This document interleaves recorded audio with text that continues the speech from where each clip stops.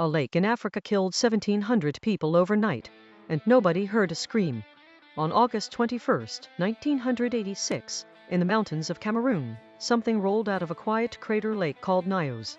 It moved faster than a car, hugged the ground like fog, and by dawn entire villages lay silent.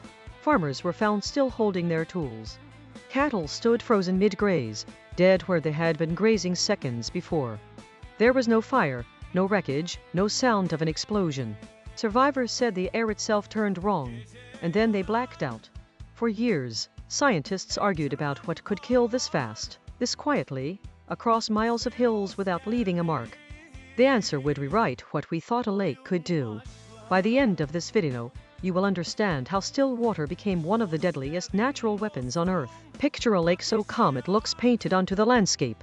Lake Nyos sits inside an extinct volcanic crater in northwestern Cameroon, roughly 200 kilometers deep in a chain of dormant volcanoes. Before 1986, it was unremarkable, a deep blue crater lake ringed by farms, cattle, and small villages that had lived beside it for generations. Nobody suspected the ground beneath it was still alive.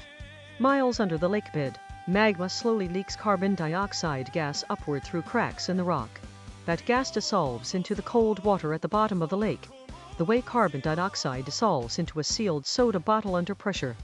Layer by layer, year after year, the lake had been quietly filling itself with an invisible, deadly gas, and almost nobody who lived beside it knew that a bomb was assembling itself in slow motion beneath their feet. Then, on one ordinary night, everything let go at once. Just after 9 p.m. on August 21, 1986, villagers near the lake heard a low rumbling sound, like distant thunder rolling out of the water itself.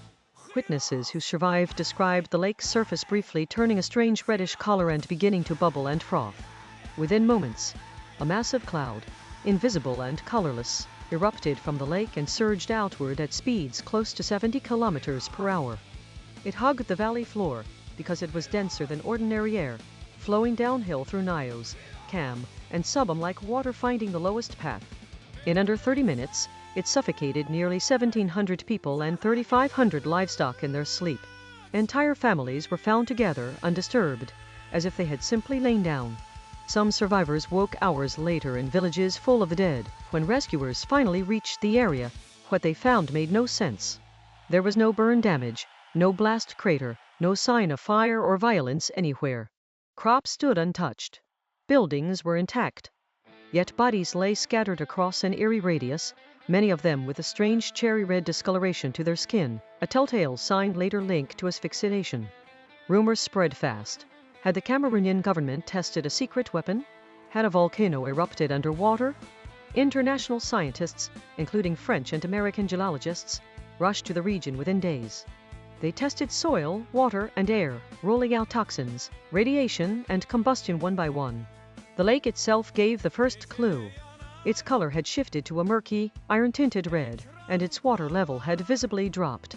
Whatever had happened, the lake was the weapon, and understanding it meant understanding what lived inside the water itself.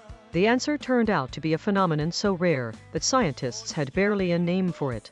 Nyos sits atop a lake, so deep and still that its layers almost never mix, trapping carbon dioxide in high-pressure pockets near the bottom for decades.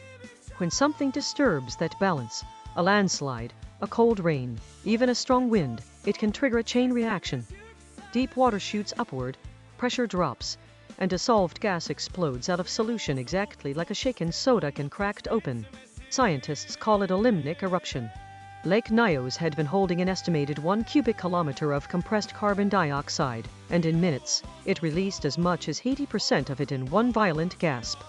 The gas cloud that followed was heavier than air, so instead of rising and dispersing, it crawled through valleys, silently displacing the oxygen that villagers needed to breathe.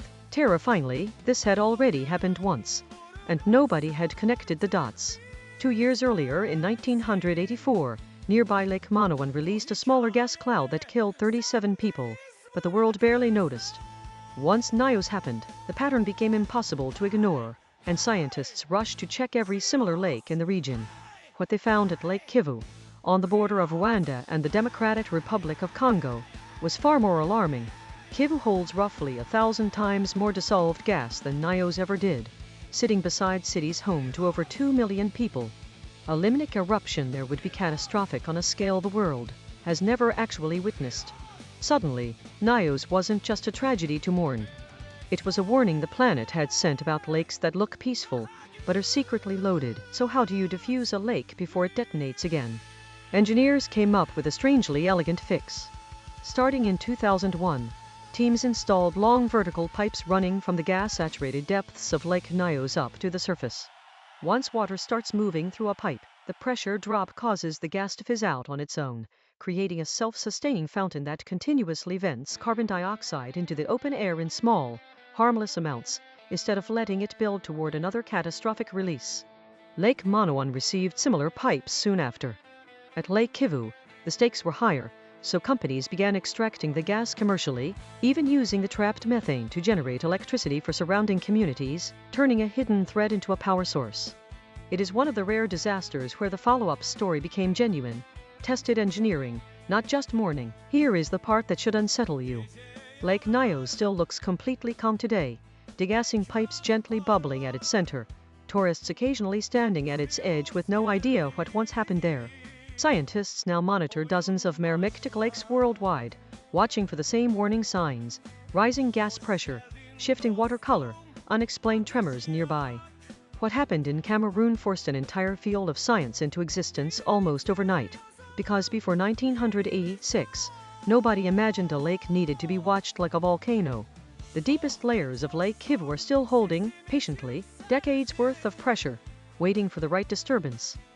Somewhere in the world right now, there may be another quiet lake doing exactly what Nyos did for years, filling itself with an invisible weapon, one drop of gas at a time, underneath a surface that never stops looking peaceful.